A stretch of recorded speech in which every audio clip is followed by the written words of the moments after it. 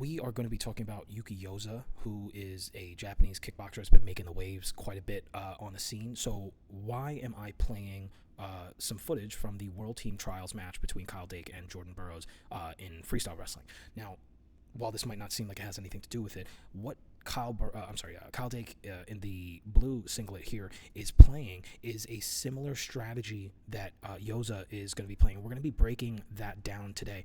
Guys, before we jump in, the full version of this is going to be on the Patreon. So if you guys are watching this on YouTube and you would like to get a little bit more detail, we'll be actually doing a multi-part series on Yuki Yoza. So we're not just going to be talking about the calf kicks as you see here in this video. We're discussing a ton of other elements of his game. And if you guys would like to check that out, along with a whole bunch of other long-form detailed breakdowns, specifically designed for those of you guys who train and want to be able to implement these types of things into your game, go ahead and check out the full form on Patreon, patreon.com/boringbreakdowns. It will also be linked below. Thank you guys so much for watching. Let's get into it. Now, many of you who know about Yoza understand him as being an excellent low kick player, specifically with the calf kicks. But it's not like Yoza is the most demanding presence in the ring. He's not terribly tall for his class, weight class, or anything like that. How is he able to get close enough and tax everyone, including high level like Thai champs like Pet Dam and things like that? How is he able to tax folks with these calf kicks? Now, keep in mind, calf kicks are going to be aimed lower on the leg than a standard low kick, which is going to be hitting at that low thigh area. The calf kicks, because your kick surface has to be a little bit lower on their leg, it's going to involve you having to reach a little bit more, so you need to be closer. How is he able to get this close, especially if he doesn't have any, markedly longer legs than anyone else in the division? We're going to be starting this series, and again, it's going to be a multi-part series, not just dealing with Yoza's low kicks, but looking at his broader game. And we're going to start the series with his footwork. Now, he's not a Muay Thai or a boxing background athlete. Coming from the background he doesn't have much of a jab. And now, in many cases, not having a jab will put us in a lot of trouble, especially when you're trying to close that distance and break in. Let's check this footage out and pay attention to Kyle Dake's style during the tie-ups. So we're going to watch this here. The two athletes are going to start. Look at the activity or lack thereof from Kyle Dake. Much of what is happening right here is Kyle Dake, in the blue again, waiting for Burroughs to initiate. So let's check this out right here. We see the two athletes start. Burroughs is going to post the hand on the head. And notice Kyle is just hanging out right here, and then he parries that post hand off. Again, Kyle's still not initiating tie-ups. We see Jordan is going to post on the shoulder and potentially a wrist control, or I'm sorry, the other shoulder there. No activity from Kyle. And again, we're going to see a shoulder post. No activity from Kyle. Inside bicep or shoulder tie here. No activity from Kyle. Now, why is this? And then finally, we're going to see Kyle start to respond back and then initiate a shoulder post here and then kind of keeping this hand up here.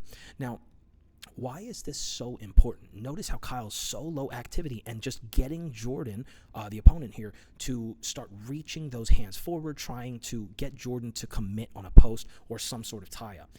This is so important because oftentimes when we are trying to close distance, we think we have to jab our way in and then get close enough and get our work off. Yoza plays a little bit of a different strategy. Yoza closes distance by simply walking and getting his opponent to start putting offense on him.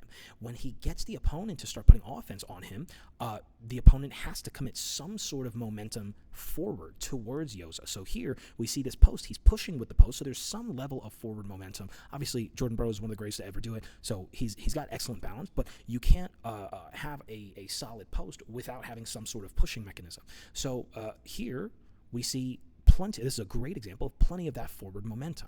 Now, if I'm Yuki Yoza and my goal is to calf kick you, would I not want plenty of your weight going forward such that the lead leg here of Jordan Burroughs is planted so I can kick it and it's a little bit more difficult for him to lift that leg up? This is the Yoza strategy. Now, all I want you guys to do now is replace these heavy pushing post hands here, this type of hand fighting, with actual punches. So if you understand that Jordan has to put momentum forward when he throws a jab, a straight hook, whatever it may be, and that forward momentum is going to put weight on that lead leg, we can now see how the calf kick will hit a target that's not readily able to defend. In addition to this, that forward momentum is going to get the opponent pushing forward in response to Yoza walking forward. So now it's not just one person walking in, it's one person walking in and the other person initiating offense, and now both athletes are getting closer together, which is going to make it much, much easier to land the calf kicks. So let's check out some of Yoza's footage and see this in play. Now, we're going to let this footage rock. While this footage is rocking, I want you guys to look down in the corner of the screen I'm at. I do this in seminars a lot where I won't, call anyone up. I'll just walk up to someone, I'll go like this and smile, right?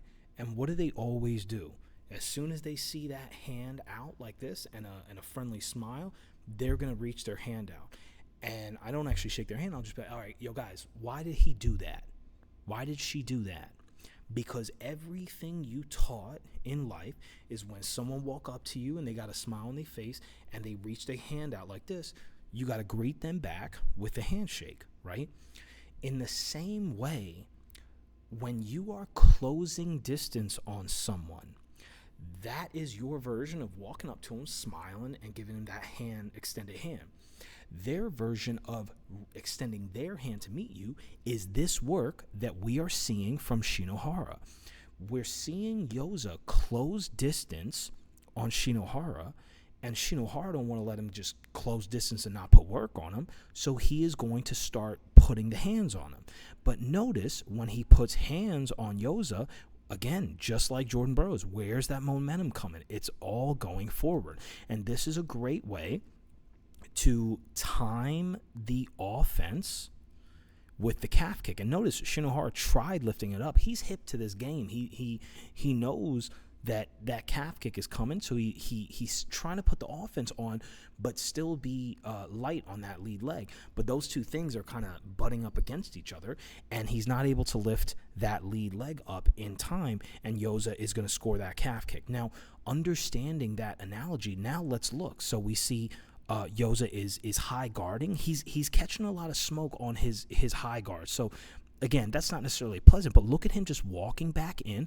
And again, we're going to see Shinohara meet him with shots. Walking back in, he goes for the calf kick. Shinohara's on point. He pulls the leg back. He knows these threats. But again, constantly walking back in. Understand, no jab here, guys. We didn't see a whole jab, I believe, in this entire segment. But we're seeing this closing of distance with that high guard. And Shinohara's going to oblige. Try to touch with those shots. He's going to get out. Touch. And again, constantly closing that distance, touch. Okay, now let me put some more substantial offense, but it's all going to get caught on that high guard. And right there, this is where the payload happens. So conditioning them, just like that handshake, condition them to start putting that work on you. And when they put that work on you, get that momentum forward, now you can start chopping that calf. Thank you so much, guys, for watching. If you are watching this on YouTube or any other platform, the long-form version, and it's actually going to be broken up into a multi-part series dissecting Yuki Yoza's game. If you guys are watching on any of these other platforms, the long-form series, all of the other detail that we get into will be available on the Patreon. You guys can hit it up there. I'll link it below, but it's patreon.com/boringbreakdowns. And if you guys have any questions on any of this, please feel free to comment below and stay tuned for the other series. We'll be delving into the calf kicks, but we'll be delving into a lot of his other parts of his game. And hopefully it'll give you guys a little bit better of an idea what's so hot about this dude, what does he do well, but we'll also be getting into, well, what are some of the potential ways that a future opponent can get Yoza, some of his weaknesses, holes in his game. Again, thank you all so much. I will catch you guys on the next one. Peace.